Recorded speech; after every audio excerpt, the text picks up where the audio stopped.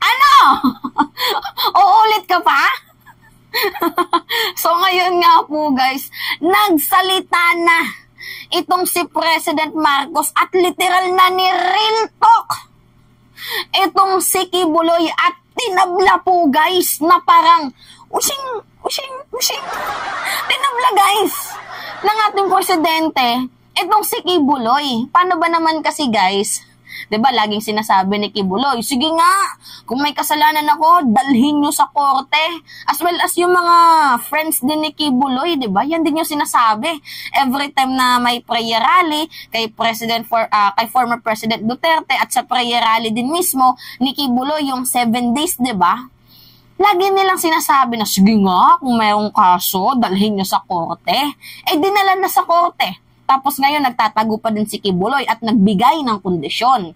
So, ang sabi ni Kibuloy guys, sa kanyang kondisyon, dapat sana ang ating presidente, ang ating PNP head, ang ating Department of Justice Secretary, ang ating CIDG, dapat daw po guys magbigay ng garantiya kay Kibuloy na hindi daw po mangingialam ang United States, ang mga puti, ang Amerikano sa kaso daw po ni Kibuloy sa bansang Pilipinas. So, humihingi siya guys ng guarantee na, sige, gusto nyo akong mapa-attend dyan, mayroon akong kondisyon sa inyo. Ito nga guys yung kondisyon eh.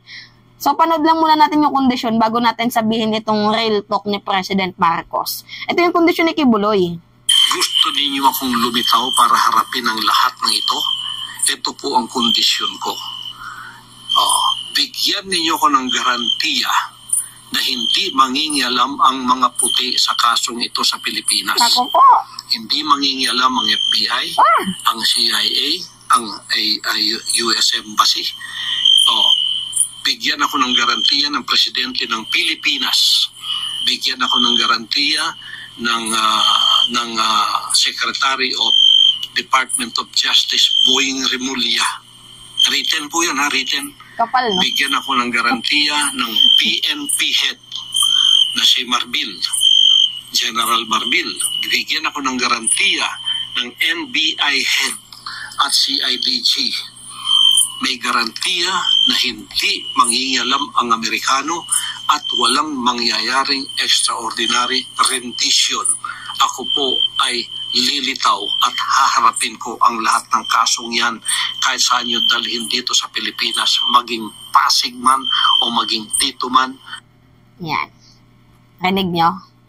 Humingi siya ng garantiya sa ating presidente na hindi mangingialam daw ang Amerika. So, tinabla po yun, guys, ng ating presidente. Tinabla yan, guys. Ito, basahin natin. Marcos says Kibuloy condition for surrender a little bit tail wagging the dog. Kumbaga guys, kinokontrol niya ang gobyerno. Ganun eh. Alam niyo yung tail wagging? Yung ano ba ng dog? Diba yung nakapasas dito, tapos may taong nagkokontrol kung saan siya pupunta. Ganun po guys ang gustong gawin ni Kibuloy. Na siya ngang ayaw ni President Marcos, ni real talk niya. Hindi naman kasi tama yun guys na magsusurrender siya dahil sa kanyang kondisyon. Kasi ang proper kasi dito guys, magsurrender ka according sa batas. 'Di ba? According sa mga ginawa mong pagkakasala na dapat mong panagutan. Yun talaga yung tama dito guys. Itong si Kibuloy, kung gusto niyo akong magsurrender, sige, sundin niyo ang aking kondisyon. Ngayon, tinabla siya ng ating Pangulo.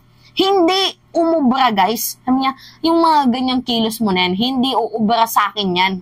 At ang sabi the condition set by Pastor Apollo Kibuloy before agreeing to face his cases in the Philippines does not sit well with President Marcos. Hindi umubra. Hindi uubra sa akin yung ano mo, yung pa-keme-keme mo na may condition ka pa para pumunta, para mag-surrender sa kaso. Hindi umubra guys sa ating Pangulo kasi ang nangyayari kasi dito guys, ang nagiging muka, kung sumunod ang ating presidente, di parang si Kibuloy nang kumontrol dito sa ating Pangulo. Right? Diba? Gets nyo?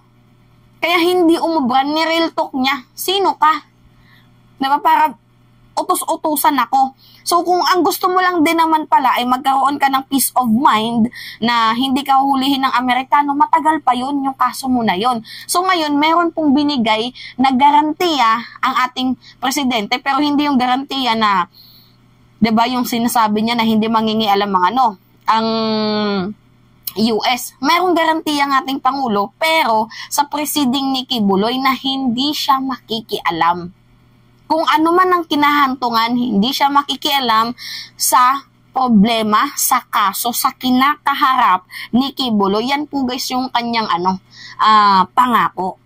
So sabi ni President Marcos, it seems to me a little bit tail wagging the dog na siyang magbibigay ng kondisyon sa gobyerno doon sa kaso na akusado siya sa warrant of arrest. Kumbaga sa madaling term guys, ang kapal naman ng mukha mo. Ikaw na nga nakagawa ng mali, ikaw pa matindi, ikaw pa malakas. Ang kapal naman ng mukha mo. Di ba? Yung parang ganun. Siyempre, alam niyo naman may respeto pa rin naman ang ating presidente, pero capture niyo na guys yung kanyang sinabi, di ba? It seems to me little bit tail wagging the dog na siya magbibigay ng kondisyon sa gobyerno doon sa kaso na akusado siya. Warrant of arrest. Diba, kulang na lang ipamukha niya na ang kapal naman ng mukha mo. Ikaw na nga nakagawa ng kasalanan, ikaw pa galit. Earlier, Kibuloy, now facing child abuse and human trafficking charges, promised to come out of hiding if the President, Philippine National Police, and the National Bureau of Investigation will give written guarantees that American authorities will not interfere with his case. However, Marcos assured the Kingdom of Jesus Christ leader that the government will exercise all compassion. Actually, sobra-sobra na nga guys yung binigay na dito kay Kibuloy. Lahat na po ng kanyang karapatan ginamit na, sa totoo lang. Lahat po ng kanyang karapatan ginamit na. 'Di ba? Ang daming process bago siya nagkaroon ng warrant of arrest. So wag niyang sasabihin na hindi siya binibigyan ng tamang rights, hindi ina-exercise yung tamang rights niya. So ngayon, ito yung pangako ng ating Pangulo.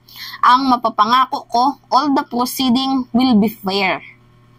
As to the involved of the United States, malayo pa yan. Totoo naman guys, malayo pa yan. Palusot lang yan ni Kibuloy. November pa yun, tapos ngayon, pa lang, April, hindi siya susuko. Malayo pa yun guys. Diba? So, that's going to take years. So, I don't think that's something he needs to worry about. Quietly, frankly, he told the reporter in the Bacolod City. Actually, November po guys yung yung paghaharap ni Kibuloy doon sa Amerika. Pero matagal pa yan guys yung kaso ni Kibuloy. It takes years. Ginagawa na lang talagang palusot yan ngayon ni Kibuloy para hindi siya magpakita. Diba? Ito yung balita. Panoodin natin. Reaction regarding po sa request ni Pastor Kibuloy na kung pwede niyo raw po i-garantiya na hindi makikialam yung US na kanyang legal battle bago na raw harapin yung kanyang mga kaso dito sa bansa. It seems to me a little bit tail wagging the dog, tawag, na siyang magbibigay ng kondisyon sa gobyerno doon sa kaso niya, akusado siya sa warrant of arrest. So, I mean, we will exercise all the compassion to Pastor Kibuloy. We've known him for a very long time, and ang mapapangako ko, all the proceedings will be fair.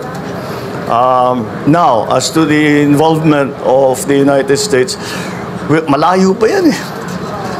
That's going to take years yet. So I don't think that's something he needs to worry about, quite frankly. Diba? Yan. Yan yung sabi ng ating presidente.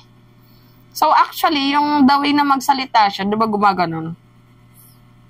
It means nauurat na talaga siya dito kay Kibuloy. Yung parang, yung facial expression niya, kapal naman ng mukha mo, ikaw na nga nakagawa ng kasalanan, ikaw pa gagawa ng condition. Diba gumaganon siya? Ginagawa niya lang kasi palusot yung sa yung kaso niya sa Amerika para hindi siya magpakita, hindi siya sumipot sa gobyerno. And as I said guys, sinabi na ni Kibuloy na sige nga, kung may kaso dalhin niyo sa korte. Dinala na nga sa korte. hindi pa din siya nagpapakita. Tapos nag-set pa siya guys ng kanyang condition. Ang kapal ng muka mo. Ang kapal. Diba? Anyway, yun lamang ho guys. At it's me again, si Mima Alicia nyo at nagbabalik ulit para sa ating panibagong video.